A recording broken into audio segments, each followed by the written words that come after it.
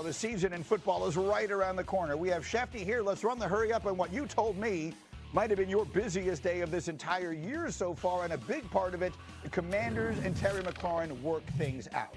Amazing how that happens in late August, less than 2 weeks away from the Commanders' regular season opener. All we heard was how far apart the two sides were, and then lo and behold, 13 days from the opener, the two sides agree on a 3-year contract.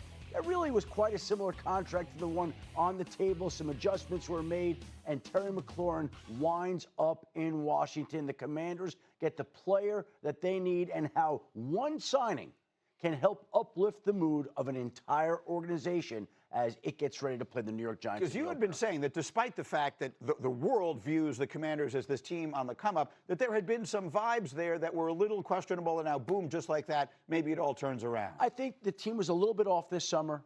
You had the Terry McLaurin situation hanging out over the entire organization, and now McLaurin signs. The wide receiver room gets boosted. Everybody feels better. The team that didn't look quite as sharp now all of a sudden has great hopes as it gets ready for the Giants. They play the Giants in what'd you say, 12 days, a week from Sunday. D. Wood, what is the ceiling for this Commanders team? Super Bowl.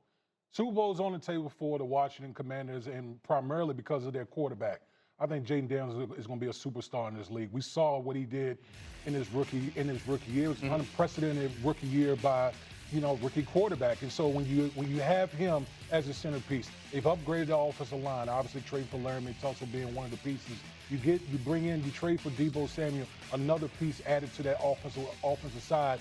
And now you're talking about better protection, better run game, more explosiveness on the perimeter. And it all adds up to the Washington Commanders being one of these teams that we're going to talk about in the NFC representing that conference. Remember, they got hot late to get into the playoffs, then made a run all the way to the NFC Championship game. So, sometimes these things aren't linear. Do you expect them to be better? Absolutely. I think the McLaurin situation puts a ribbon on a great offseason. As the graphic was showing, they addressed their weakness, which was Jaden Daniels was sacked 47 times. So you add Laramie Tunsil, you draft Josh Connerly in the first round. Now you bring Terry McLaurin in. And Greeny, they were 5th last year in offensive efficiency. Now Jaden Daniels has an offseason with Cliff Kingsbury, their offensive coordinator. This is a 2-team race in the NFC East. It's them, it's the Eagles, and then draw a massive line. Do you see it that way, Shefty? Is it a 2-team race in the NFC East? I don't see it that way. I know that we look at it today as the Eagles and the Commanders, but this is the NFL.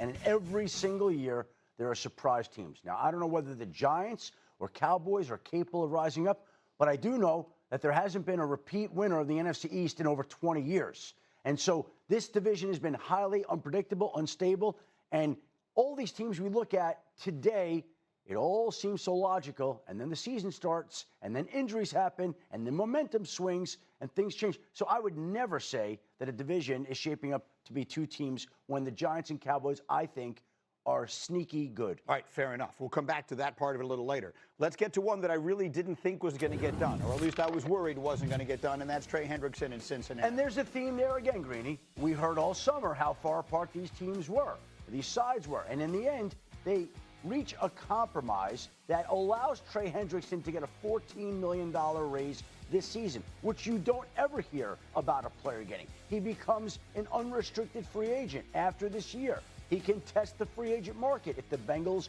don't tag him, or even if they do. And the Bengals don't have to give him one of these $100 million guarantees on a multi-year deal because they're able to give him a $14 million raise for 1 year of work. Tannenbaum had a good day yesterday. I will pat you on the back so you don't have to do it. He said they should trade Kenny Pickett to the Raiders. They did that. We'll get to that a little bit later. You said they got to find ways for both sides to feel like they won a little bit on these hold-ins, if you will. And they did that in the case of Washington, and they got it done in Cincinnati. That's right. So for Cincinnati, you have your key player back, you give him a raise, but you're basically $11.5 million below where TJ Watt is. So that's really good for Cincinnati. It's not ideal because you don't have him after this year. And Greeny, from Trey Hendrickson's standpoint, you just got a $16 million raise, and you didn't have to give up, a subsequent season. Adam and I were talking about it this morning. Roughly, it's about $34.5 million next year if they were to franchise Trey Hendrickson, which is more than what it would be otherwise. So to me, it's a win-win, and now you have a key player back. So this team was in contention to the final Sunday of the season because the offense was so good, but the defense was so bad, even with Hendrickson. And this preseason, for whatever that's worth, they've looked even worse. What is the ceiling in Cincinnati this year? Well, I mean, listen, because of their offense, they're capable of doing anything, but we have no idea what the Cincinnati Bengals defense is going to be. I will say this, without Trey Hendrickson in the fold, we know that there would be a much worse off defense for the Cincinnati Bengals. So getting your best playmaker on the defensive side, a guy that can, get after the quarterback, pressure the quarterback, is always a good thing. They need those young guys. Al Golden, defense coordinator, need to get those young guys on the defensive side to live up to their draft status. Greeny, the legendary Bill Walsh talked about passing to score early and then fourth quarter pass rushers.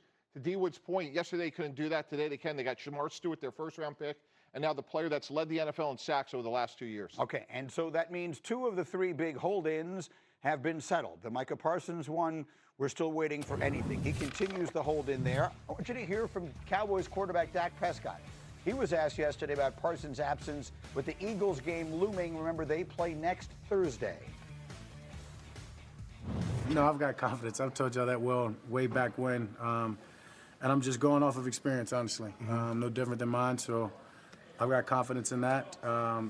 Just hoping, which I know he is, he's ready to play.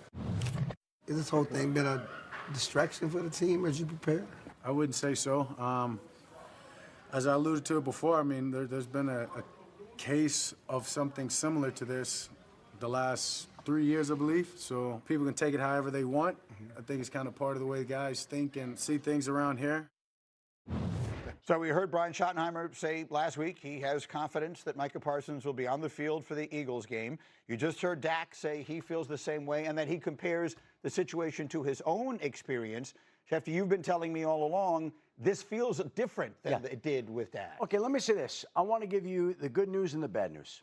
The good news is that we heard a lot of strong language surrounding Trey Hendrickson and Terry McLaurin about how far apart the sides were, how nobody was willing to budge, how this could go on. And then lo and behold, less than 2 weeks before the opener, both players remarkably get deals done. That brings us to Micah Parsons.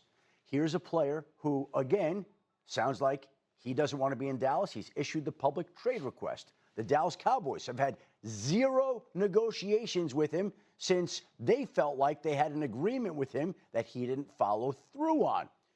All we've heard is how bad it is, and I think it is bad. I've even heard that this situation is considered to be Jerry Jones' Waterloo. He doesn't want to lose it. But I would say this, we've seen these other sides come through and get deals done. This one, again, feels a little bit different. Now, it looked like McLaurin and Hendrickson were hopeless, and lo and behold, they get deals done. And the Dallas Cowboys open their season a week from Thursday night.